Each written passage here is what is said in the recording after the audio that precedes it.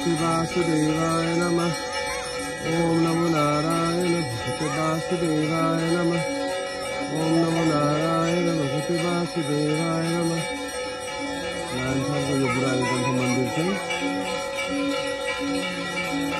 बुढानीकण्ठ किन भनेको भन्दा एउटा नीलकण्ठ भन्ने किसानले खेत खन्दाखेरि उहाँको यो औँलामा आएर ठोकेको छ र कान्छी औँला उहाँकोमा एउटा भेटिसकेपछि गएर खोजतलास गर्दाखेरि खन्दा हात भेटिए। हात भेट्दाखेरि बिस्तारै फेरि सफा गर्दा खन्दै खुट्टाहरू भेटिन थाले। पुरै गाउँ परिस्थिति आएर खोज्दा पुरै एउटा ढुङ्गामा बनेको एउटा नारायणको मन्दिर भेटियो। त्यो मन्दिरलाई उहाँ त्यहाँ त्यही बेलादेखि पूजा गर्न थाले।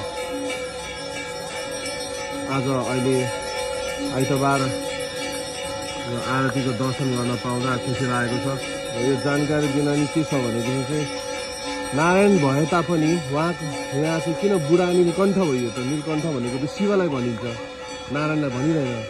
तर त्यो किसानको नाम चाहिँ नीलकण्ठ भएको कारणले र त्यहाँ गाउँलेहरूले उहाँलाई बुढा नीलकण्ठ भन्थे। त्यही भएर उहाँको नाममा यहाँ नारायणको मन्दिरको स्थापना नामाकरण गरियो, बुढा नीलकण्ठ भनेर।